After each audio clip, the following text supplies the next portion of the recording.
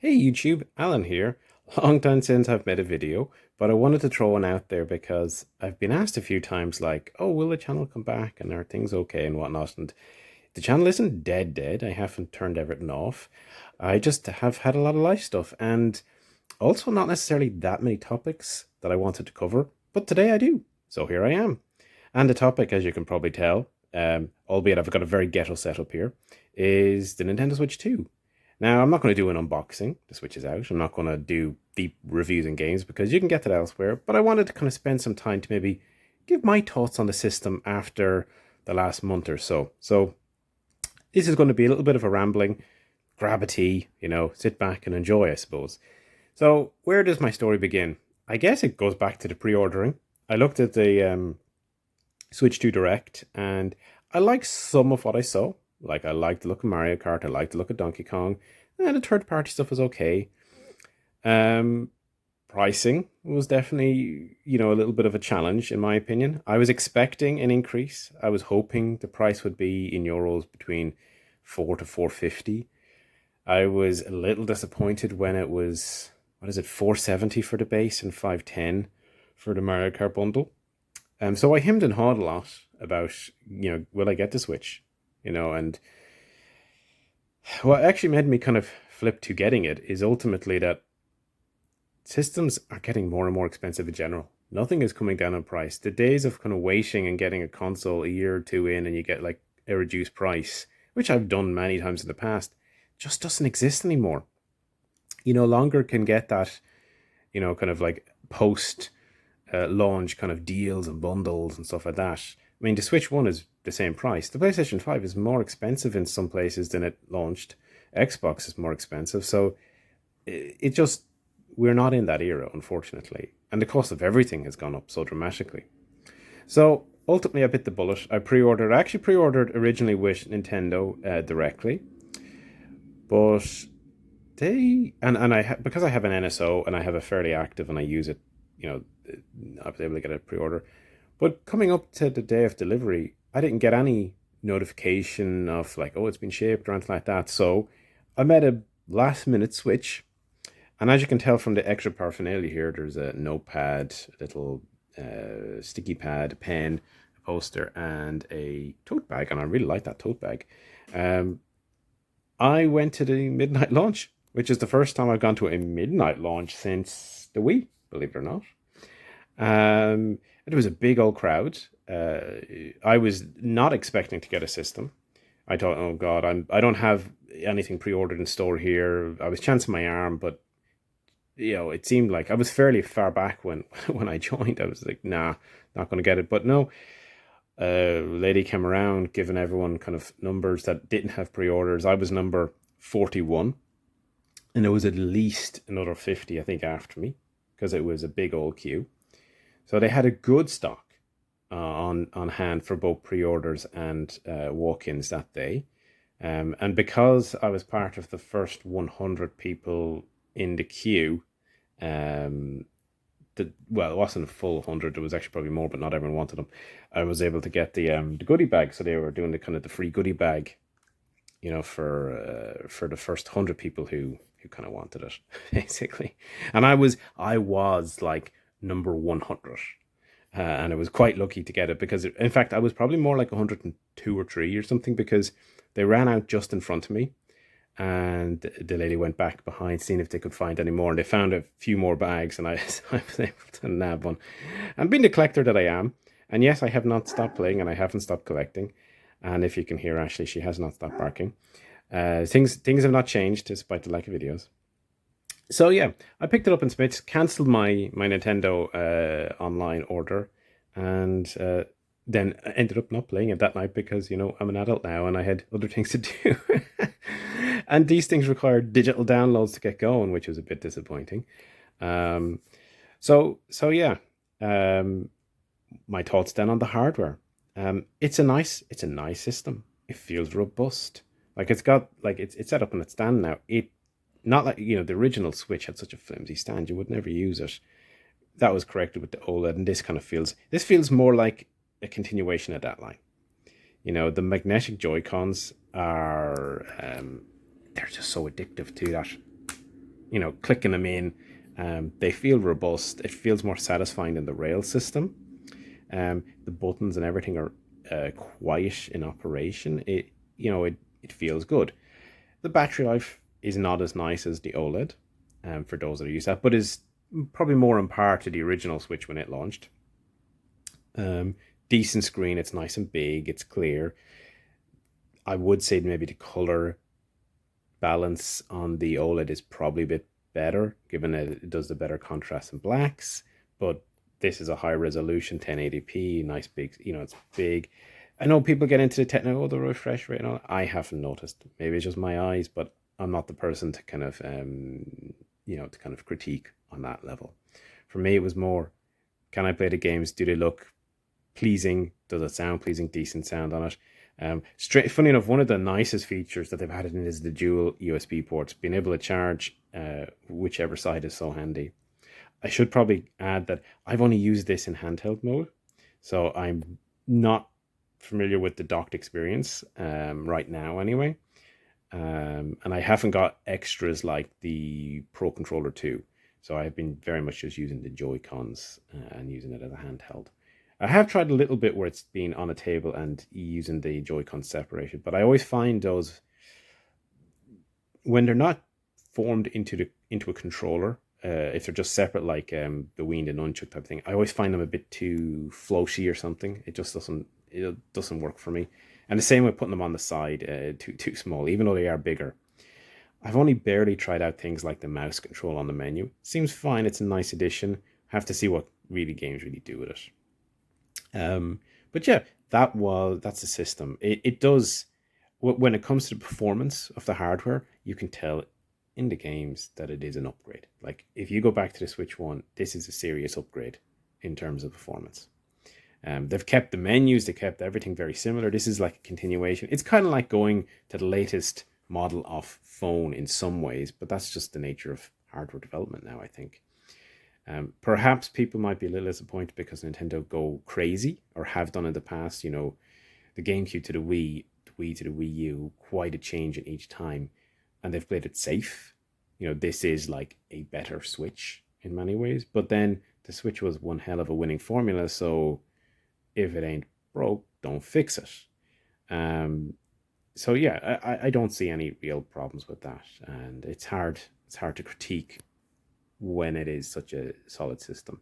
Now you might notice the battery indicator has actually dropped a little bit, and that does tell you that it just doesn't have, even though in a few minutes it's gone down, like it doesn't have the same sort of battery life as the original Switch, and that's to be expected. It does consume a little bit more power. It is got a beefier system under the hood. You can't get super, better graphics, higher power, faster CPU, that type of stuff, and the same power draw. It's a trade-off in these cases. So yeah, all good on that front.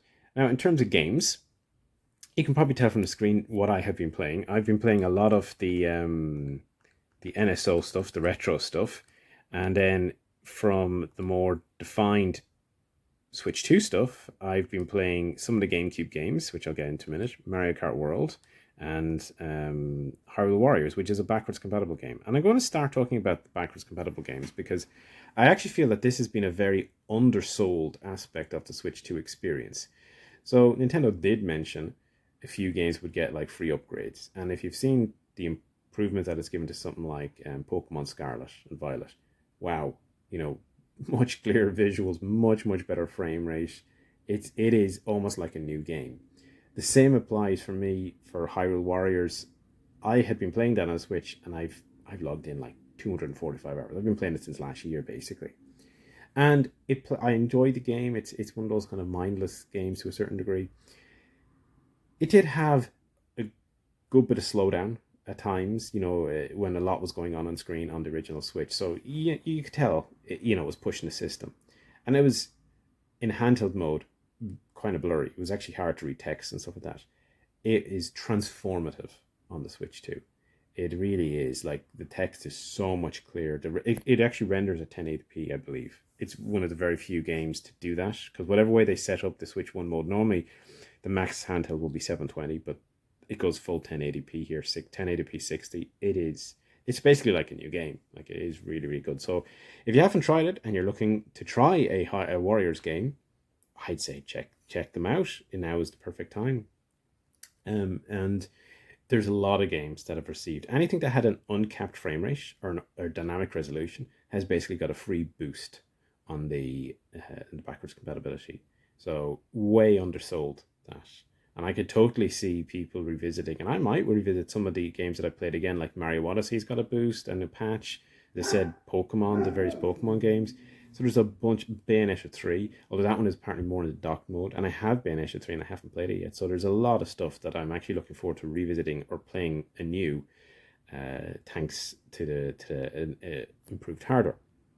Now, believe it or not, I actually didn't play Mario Kart for quite some time. That was the only Switch 2 game that I got. But you might notice around me, it's the Mario Kart 2 bundle. I have no games. This was the weirdest thing for me. I did not buy any games. Even at launch day, you would think they'd be doing bundles in the store, stuff like that. Certainly, as I said, I went to the Wii U launch, and it was very much they want to bundle up stuff. They want you to kind of buy more, and you are also a captive audience. You kind of want more. You got this exciting new system. Give me more.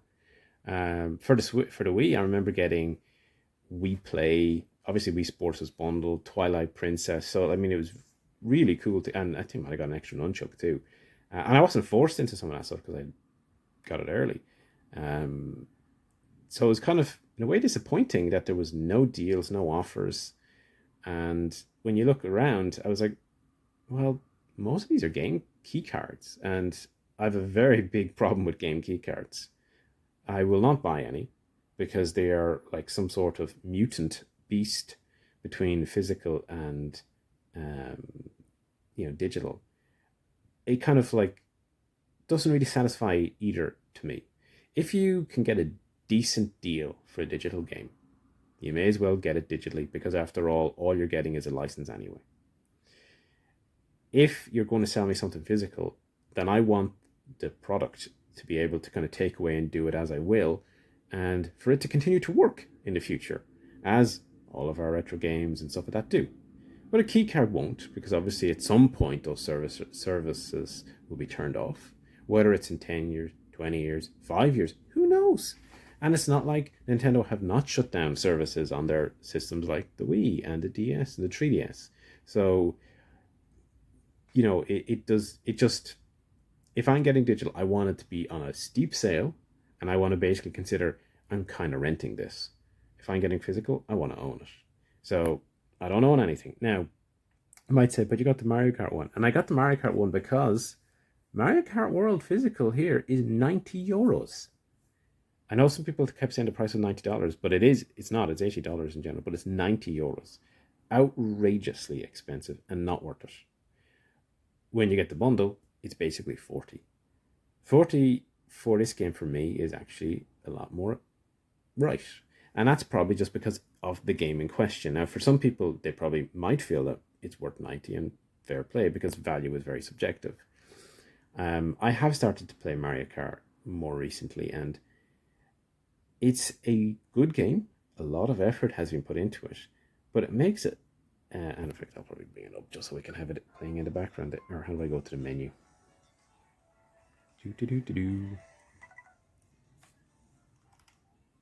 Quit free roam, I guess. Maybe I go back to the title screen. Just have something on.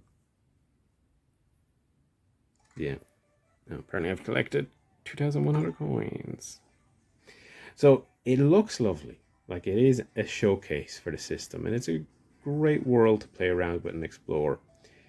Oh, by the way, if you see a little in the corner, I should have said this earlier, like a mark on my screen and stuff like that, that's actually a screen protector. It didn't go on very well, and I cannot get those bubbles out. There is a ton of characters. The world is big. There's a lot of challenges throughout it. So there's a lot to see and do. It's just tied together in a very weird way. I mean, first of all, when you first start off, this map, the free roam mode, is down at the bottom. You're actually going to be directed to one player, which is going to kind of bring it to the more Grand Prix knockout, the typical kind of events, if you will. And Grand Prix itself is very weird. They don't have that many proper tree lap structure races, which doesn't feel great to me because all of the transitionary kind of routes, they're a bit linear and they're wide open. And I think if you're playing in multiplayer with humans, that's going to be a lot more dynamic and exciting. But playing with a computer opponent, not so much. And AI might be coming to take over the world, it seems.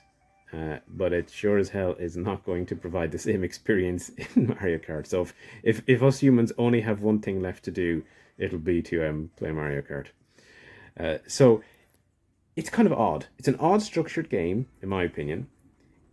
It feels like they could have easily added in options for having like more tree lap races because they have circuits, and even in the map itself, that this menu where you can see the stickers that you've collected and challenges you've done, it's very limited. Hell, even the time trial, there is no menu of your rankings. At least I couldn't find one. I could see the online rankings, and I could see my ghost, but I couldn't see my 3 and 1 lap race times and the history of those from a local perspective. As I said, maybe I missed it, but it's buried, and that's the thing about all these menus; they're very buried. Going back to the free roam, so much effort, so much to do, but nothing tying it all together. So at times it feels a little aimless. You have all these challenges, but kind of like, so what? You have to almost challenge yourself to do them. There's no tying things together, and that's just a little disappointing because they've put so much work, and it could have been absolutely remarkable. And in a way it is, but for me, therefore, I think as a multiplayer, yeah, stand out, and it's great to get it in a way with the system, but it's a little bit. Sorry, I should probably turn this down. Oh, I can't. There we go. Yeah, it's definitely like great to get it bundled, but perhaps for someone like me, things like Donkey Kong Bonanza, which I haven't got yet, will be more appealing. The other thing I've tried out has been the GameCube stuff, which is exclusive to Switch 2. The emulation is, from my perspective, fine. I mean, it's not perfect. Plays well enough. There definitely is, though, some controller input and sensitive stick sensitivity issues. Oh, there's a P switch. Damn it. Um, that's. I hope they refine that because I noticed it very much in F-Zero X. That was challenging to play for sure. And for some games, you get away with it more, like Wind Waker. And the selection there is actually, maybe I'll switch over to that. So the selection at the moment is, I think it's Wind Waker, Soul Calibur, F-Zero, and and Mario Charge Strikers, or Mario Strikers, whatever it is, Mario Smash Football. So I played a little Mario Smash Football last night, and by God, I found that hard to adjust to. I mean, in the first cup I played, I lost all 3 games. I played it again and managed to win this time, but yeah, way harder on the novice difficulty than I expected. But it's a decent set of games, and I do hope they add to it. You kind of think, like, where's Luigi's Mansion, the launch game, stuff like that, but I'm sure we'll get there, and there's plenty to play. So, there is plenty, and of course, these are all digital, but you expect that that's part of the NSO. Um, there's plenty to see, there's plenty to do. It's a nice piece of kit. Is it for everyone? Possibly not. You might want to wait until you get till the library deepens out. But as I said, if you have a lot of Switch 1 stuff and you want to revisit, or if you are going from the very original Switch model, this is a sizable upgrade. So, it is. I am very happy to have picked it up. It's a very nice system overall. I can totally see where they're going to do an OLED or something like that in the future. You can see there's a fairly sizable bevel, which the OLED doesn't have. Chances are they'll make a bigger screen, maybe better battery, maybe, something like that. More storage, internal, that type of thing. So we know that'll come down a few years. They'll do a light model in a few years. But yeah, I'm happy overall. And these are just my rambling thoughts. This is nearly up on 20 minutes, so I should leave it there. Thank you for anyone who's stuck around after all these years and has tuned in. And I will try at some point to do a proper return. But until then,